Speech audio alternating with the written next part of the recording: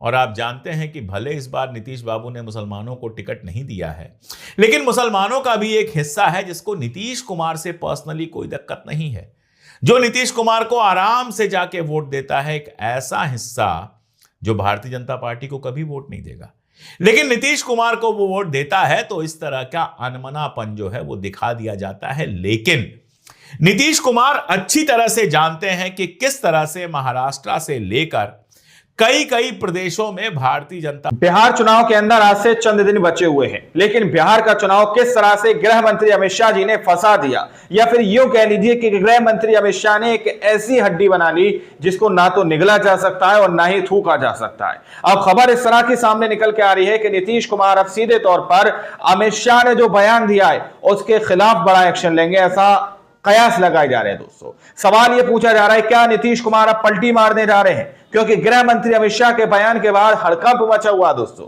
किस तरह से, हमारे साथ वरिष्ठ पत्रकार मौजूद हैं अशोक वानखेड़े, आप उनकी इस रिपोर्ट को देखिए। नमस्कार, मैं अशोक कुमार पांडे और स्वागत है आपका TCH पर। बिहार में चुनाव है और मैं लगातार सोच रहा हूं कि अगर नीतीश कुमार नहीं होते तो हमारे मित्र यूट्यूबर्स का क्या हाल होता। अगर नीतीश कुमार नहीं होते तो इतने सारे चैनल चलते कैसे। 2024 का चुनाव खत्म हुआ, रिजल्ट आया, मोदी जी 400 पार छोड़िए 300 पार भी नहीं जा पाए। 300 पार भी नहीं जा पाए। सबको मालूम था कि नीतीश कुमार समर्थन देंगे, लेकिन हम लोग भी कई बार कंफ्यूज हो गए कि कहीं ऐसा ना हो कि नीतीश कुमार एक बार पलट जाएं और सरकार गिर जाए। लेकिन धीरे धीरे धीरे धीरे मुश्किल 1, 2, 3 महीने में सबके समझ में आ गया कि नीतीश कुमार कहीं जाने वाले नहीं है, सब जानते हैं। लेकिन नीतीश कुमार के पलटने की कहानी लगातार चलती रहती है, लगातार ऐसे इशारे आते रहते हैं जिससे लगता है कि नीतीश कुमार कहीं पलट तो नहीं जाएंगे, इस तरफ बैठेंगे या उस तरफ बैठेंगे, ऐसा लगता रहता है। निगाह मिलाएंगे या राहुल गांधी से हाथ मिलाएंगे, अमित शाह के साथ बैठकर बर्फी खाएंगे या फिर एक बार लालू यादव के बंगले पे जाएंगे और बाटी चोखा खाएंगे, लिट्टी चोखा खाएंगे। ये एक ऐसा सवाल है जिसका जवाब किसी के पास नहीं है। बिहार चुनाव में बहुत सारी चीजें चल रही हैं, गठबंधन में ये नहीं हुआ, वहां ये नहीं हुआ, पीके अलग शोर मचाए हुए हैं, कहीं कुछ हो रहा है, कहीं कुछ हो रहा है, कहीं कुछ हो रहा है। लेकिन सबसे बड़ा खिलाड़ी अगर बिहार चुनाव का कोई है तो वो है नीतीश कुमार। नीतीश कुमार सबसे बड़े खिलाड़ी। विद्यार्थियों के बारे में मैं कई बार सोचता हूं कि जनरल नॉलेज का एक सवाल तो ऐसा है जो बिहार के विद्यार्थियों से गलत हो ही नहीं सकता है, और वो ये है कि बिहार का मुख्यमंत्री कौन है। सोचिए, एक से एक लोगों को दल बदलू कहा गया, लेकिन पलटने में नीतीश कुमार का मुकाबला तो कोई नहीं कर पाया। सवेरे मुख्यमंत्री रहते हैं आरजेडी के समर्थन से, शाम को मुख्यमंत्री बन जाते हैं भारतीय जनता पार्टी के समर्थन से। लालू यादव के पास जाते हैं तो कहते हैं अब कभी भाजपा में नहीं जाऊंगा, और भारतीय जनता पार्टी में जाते हैं तो कहते हैं अब कभी नहीं पलटूंगा। दरअसल नीतीश कुमार को लेकर इस चुनाव में भी एक खलबली मची हुई है, एक उथल पुथल मची हुई है, और वो बहुत जगह पर दिखाई दे रही है। अमित शाह से पूछा गया था, कुछ दिन पहले की बात है, कि मुख्यमंत्री कौन बनेगा, और नीतीश कुमार का नाम लेने की जगह अमित शाह ने कह दिया कि विधायक तय करेंगे मुख्यमंत्री। अमित शाह के विधायक मुख्यमंत्री तय करते हैं। पर्ची निकलती है और जो भजन लाल शर्मा कभी मंत्री बनने का सपना नहीं देखे थे वो राजस्थान के मुख्यमंत्री बन जाते हैं। पर्ची निकलती है और मोहन यादव एकदम जैसे उनका कोई सपना पूरा हो जाता है, मध्य प्रदेश के मुख्यमंत्री बन जाते हैं। बेचारे शिवराज सिंह चौहान सिर पीटते रहते हैं, दर्द भरे नगमे गाते रहते हैं, लेकिन भोपाल से हटाकर उनको दिल्ली शिफ्ट कर दिया जाता है। ये सब विधायकों ने किया था? नहीं, ये सब अमित शाह ने तय किया था। गुजरात में रातों रात सारे मंत्रियों का इस्तीफा हो जाता है, नए नए मंत्री आकर बैठ जाते हैं। ये सब विधायकों ने तय किया था? नहीं, अमित शाह ने तय किया था। तो बिहार में विधायक तय करेंगे कि कौन मुख्यमंत्री होगा? जाने दीजिए, अमित शाह जी सब जानते हैं कि यह सिर्फ इशारा था नीतीश कुमार जी के लिए कि इस बार भारतीय जनता पार्टी अपना मुख्यमंत्री चाहती है। वैसे इतनी ही बात नहीं है, यह तो वो बात है जो हर चैनल पर सुनाई जाती है। असलियत आपको जाननी चाहिए, असलियत आपको जानना बेहद जरूरी है। से पहले यह खेल इसलिए किया जाता है, या बीच बीच में यह खेल इसलिए किया जाता है कि नीतीश कुमार का वोटर जो भारतीय जनता पार्टी को पसंद नहीं करता है, उसके अंदर यह डर पैदा हो जाए कि अगर नीतीश कुमार को ज्यादा सीट नहीं मिलेगी तो भारतीय जनता पार्टी का मुख्यमंत्री बन सकता है। उसको थोड़ा सा आहत कर दिया जाए, उसको थोड़ा सा यह लगे कि अरे नीतीश बाबू को ही लोग हटा रहे हैं, मुख्यमंत्री नहीं बनाएंगे नीतीश बाबू को, लो हम देंगे नीतीश बाबू को वोट। और आप जानते हैं कि भले इस बार नीतीश बाबू ने मुसलमानों को टिकट नहीं दिया है, लेकिन मुसलमानों का भी एक हिस्सा है जिसको नीतीश कुमार से पर्सनली कोई दिक्कत नहीं है, जो नीतीश कुमार को आराम से जाके वोट देता है। एक ऐसा हिस्सा जो भारतीय जनता पार्टी को कभी वोट नहीं देगा, लेकिन नीतीश कुमार को वो वोट देता है, तो इस तरह का अनमनापन जो है वो दिखा दिया जाता है। लेकिन नीतीश कुमार अच्छी तरह से जानते हैं कि किस तरह से महाराष्ट्र से लेकर कई प्रदेशों में भारतीय जनता पार्टी ने अपने सहयोगियों को निपटा दिया है। उद्धव ठाकरे निपट गए, उसके बाद शिंदे साहब आए, वो भी निपट गए। अकाली दल से रिश्ता तोड़ लिया। कितना गिनाते चले जाइए। जिसने की भाजपा से यारी, उसकी हो गई विदाई की तैयारी। अकेले नीतीश कुमार हैं जो टिके हुए हैं। तो यह जानते हैं नीतीश कुमार जी कि अमित शाह को जिस दिन मौका मिलेगा, नीतीश कुमार की पूरी पार्टी को अपनी तरफ खींच लेंगे और नीतीश कुमार को कूड़ेदान में फेंक देंगे। जानते हैं नीतीश कुमार। जब नीतीश कुमार इंडिया गठबंधन में थे और उसके बाद इंडिया गठबंधन का कुछ होता हुआ नहीं दिख रहा था, तो कांग्रेस के एक वरिष्ठ नेता से मेरी बात 300 बार भी नहीं जा पाए। नहीं पता है नीतीश कुमार जाने वाले हैं भाजपा के पाले में। मैंने कहा ऐसा क्या हो गया? तो बोले इसलिए जाने वाले हैं क्योंकि उनके ज्यादातर जो एमपीज हैं, वो सारे के सारे एमपी और ज्यादातर एमपी जो हैं वो भारतीय जनता पार्टी के साथ रहना चाहते हैं। ललन सिंह का उन्होंने नाम लिया, कुछ और लोगों का नाम लिया, और कुछ दिन बाद वही हुआ। तो नीतीश कुमार की पार्टी के अंदर दीमक की तरह अमित शाह और भारतीय जनता पार्टी घुस चुके हैं।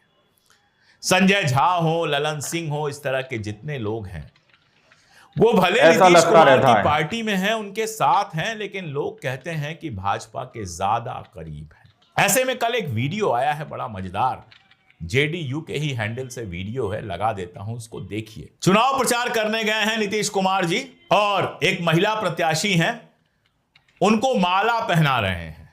संजय झा हाथ बढ़ाते हैं, रोकते हैं जैसे कि वो बॉस हो, जैसे कि उनके गार्जियन हो कि नहीं नहीं पहनाइए मत, हाथ में दे दीजिए। नीतीश कुमार जी हाथ में देते हैं और फिर झट से जो ही संजय झा का हाथ अटता है, उठाकर वो नीतीश कुमार सबसे बड़े खिलाड़ी गले में डाल देते हैं और कहते हैं गजब आदमी है जी। मतलब समझ रहे हैं, नीतीश कुमार ऐसे ही कुछ नहीं कर रहे हैं। नीतीश कुमार संजय झा को बता रहे हैं कि मैं करूंगा अपनी मर्जी का। तुम गजब के आदमी हो जिसको लगता है कि नीतीश कुमार तुम्हारे कहने पर चलेगा। कई लोग कहते हैं नीतीश कुमार की मानसिक स्थिति बहुत अच्छी है नहीं, और कई ऐसे वीडियोस हमने देखे हैं जिसमें ऐसा लगा है कि कुछ तो गड़बड़ है। एक बार ऑनलाइन मीटिंग कोई चल रही थी और मोदी जी थे और नीतीश कुमार जो है पूरे टाइम हाथ जोड़े हुए थे।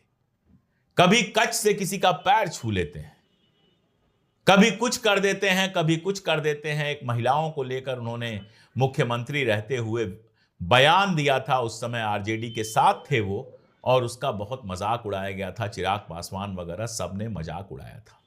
इस तरह के वीडियोस आते रहते हैं जिससे लगता है उनकी उम्र तो हो गई है, हो सकता है मानसिक कुछ स्वास्थ्य की भी दिक्कत हो उनको, लेकिन मुख्यमंत्री पद के लिए जो उनका नशा है और मुख्यमंत्री पद से जो उनकी मोहब्बत है, वो मोहब्बत कहीं कम नहीं हुई है। और वो जानते हैं कि इस पद पे बहुतों की नजर है।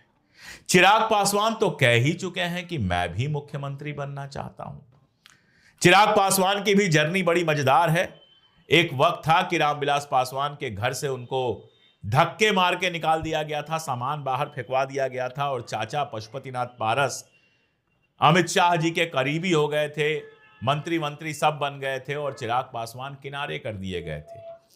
लेकिन फिर जब चुनाव हुआ तो चिराग पासवान ने सिद्ध किया कि रामविलास पासवान जी की जो विरासत है वो चिराग पासवान के पास ही है। अच्छी खासी सीटें जीती, अच्छा खासा वोट लिया, और उसके बाद पशुपतिनाथ पारस को वही लात लग गया, क्योंकि अमित शाह का करीबी वही है जिससे उनको फायदा हो।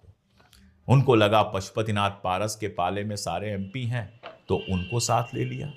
जब उनको लगा कि रामविलास पासवान के खाते असलियत आपको जानना बेहद जरूरी है। तो पशुपतिनाथ पारस को लात लग गई और चिराग पासवान एंट्री कर गए।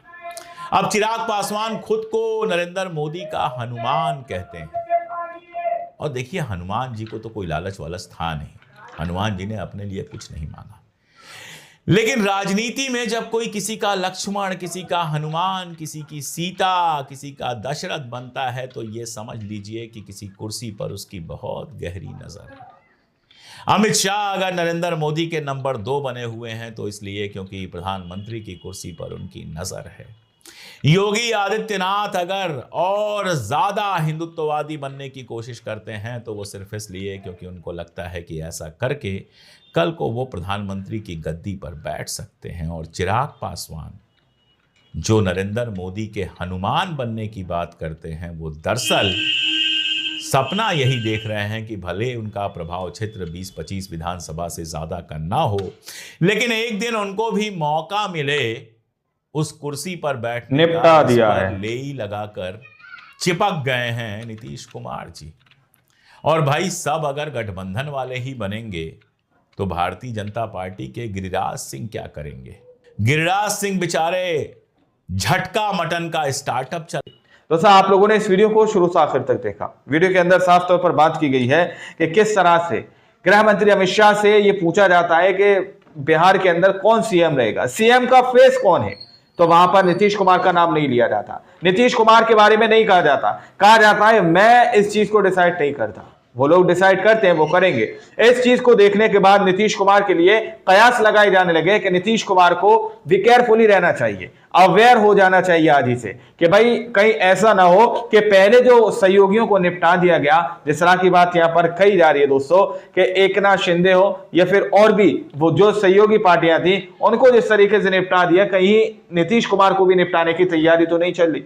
इस तरह के कयास लगाए जा रहे हैं। अब खबर ये सामने निकल के आ रही है कि भाई क्या नीतीश कुमार अब एक बड़े मूड में है, एक एक्शन के मूड में है, क्योंकि ये कयास लगाए जा रहे हैं। लेकिन उसका दूसरा पहलू समझिए, जिस तरह से गृह मंत्री अमित शाह ने यह कहा कि भाई हम इस चीज को डिसाइड नहीं कर रहे, तो बहुत सारे नीतीश कुमार के समर्थक हैं जो नीतीश कुमार को हारता हुआ नहीं देखना चाहते। वो कहते हैं कि तुम नीतीश कुमार को सीएम का फेस घोषित नहीं करोगे, लो हम नीतीश कुमार को वोट देंगे और इन्हीं को सीएम बनाएंगे, हम उनको जिताएंगे। तो ये एक पॉलिटिकल चाल भी होती है दोस्तों, ये एक पॉलिटिकल चाल भी होती है। मोदी मीडिया आपको नहीं बताएगा। अब आप लोगों ने इस रिपोर्ट को देखा सुना, आप लोग इस रिपोर्ट के बारे में क्या सोचते हैं, क्या समझते हैं, अपनी राय कमेंट सेक्शन में जरूर दीजिएगा। मिलते हैं अगली वीडियो में, जब तक के लिए जय हिंद, जय भारत।